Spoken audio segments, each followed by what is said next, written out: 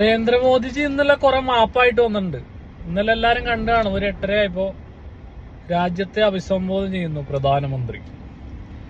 ലോകസഭയില് വോട്ടിനിട്ട് സമ്പൂർണമായിട്ട് പരാജയപ്പെട്ട ഒരു സ്ത്രീ സംവരണ ബില്ല്, അതിന്റെ ജാള്യത മറയ്ക്കാൻ വേണ്ടി ഒരു ഇന്ത്യൻ പ്രധാനമന്ത്രി രാജ്യത്തെ അഭിസംബോധന ചെയ്യണം.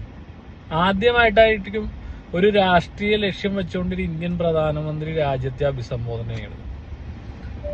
അതായത് അത്രയും നാണം കെട്ട് ഒരു ബില്ല് കൊണ്ടിട്ട് അത് പാസ്സാക്കാൻ പറ്റിയില്ല. അത്രയും നാണം കെട്ടിട്ട് ആ നാണക്കേട് മറയ്ക്കാൻ വേണ്ടി ഒരു രാജ്യത്തെ അഭിസംബോധന ചെയ്യണം ഇന്ത്യൻ പ്രധാനമന്ത്രി.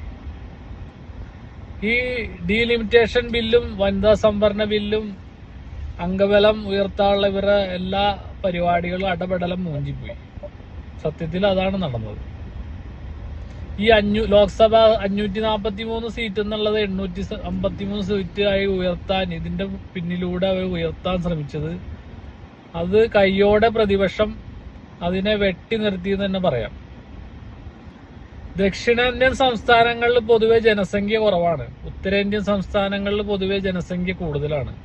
ദക്ഷിണേന്ത്യൻ സംസ്ഥാനങ്ങളിൽ ഒരുപാട് ഡെവലപ്മെന്റ്, ഒരുപാട് വികസന പ്രവർത്തനങ്ങൾ നമ്മൾ കണ്ടു മറന്ന കാര്യങ്ങളാണ്. ദക്ഷിണേന്ത്യൻ സംസ്ഥാനങ്ങളിൽ പൊതുവെ സീറ്റുകൾ കുറവാണ്, ലോക്സഭാ സീറ്റുകൾ. ഉത്തരേന്ത്യൻ സംസ്ഥാനങ്ങളിലാണ് ഈ ജനസംഖ്യ വളരെ കൂടുതലാണ്. അവിടെ സീറ്റ് ഉയർത്തുന്നതനുസരിച്ച് അവർക്ക് ഭരണം ദൃഢമാക്കാനുള്ള ഒരു ലക്ഷ്യമാണ് അതിന്റെ പിന്നിലെന്ന് ആർക്കും മനസ്സിലാക്കാവുന്ന കാര്യമാണ്. അതായത് സീറ്റുകൾ ഉയർത്തുന്നത് വഴി അവർക്ക് ഇന്ത്യയിലെ ഭരണം എക്കാലത്തും പിടിച്ചു നിർത്താൻ പറ്റുന്ന രീതിയിലേക്ക് ഉയർത്തിക്കൊണ്ടുവരാനും മറ്റ് സംസ്ഥാനങ്ങളിൽ അവർക്ക് നഷ്ടങ്ങൾ സംഭവിച്ചാലും ഒന്നും സംഭവിക്കാത്ത രീതിയിൽ മുന്നോട്ട് പോകാനുള്ള രീതിയിലാണ് അവർ ഈ ബില്ലിന്റെ മറവിൽ ഇങ്ങനെ ഒരു പരിപാടികൾ നടത്തുന്നത്. അതിനെല്ലാം സമ്പൂർണമായിട്ട് പ്രതിപക്ഷം പരാജയപ്പെടുത്തി. ആ പരാജയപ്പെടുത്തിയ ഭീതിയിൽ ഒരു ഇന്ത്യൻ പ്രധാനമന്ത്രി വന്നിട്ട് രാജ്യത്തെ അഭിസംബോധന ചെയ്യാണ് വെറും രാഷ്ട്രീയ ലക്ഷ്യം കൊണ്ട്. ഏതെങ്കിലും ചരിത്രത്തിൽ ഏതെങ്കിലും ഒരു ഇന്ത്യൻ പ്രധാനമന്ത്രി ഇങ്ങനെ രാജ്യത്തെ രാഷ്ട്രീയ ലക്ഷ്യം വെച്ചുകൊണ്ട് അഭിസംബോധന ചെയ്തതായിട്ട് ഓർമ്മയുണ്ടോ?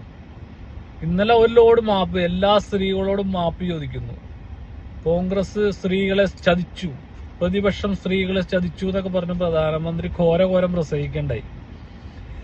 സത്യത്തിൽ ഈ പ്രധാനമന്ത്രി 2014 എലക്ഷൻ നേരിട്ടപ്പോ ആ ഇലക്ഷനിലെ സത്യവാങ്മൂലത്തിൽ പറഞ്ഞെന്താ, ഞാനൊരു വിവാഹം കഴിച്ചിരുന്നു.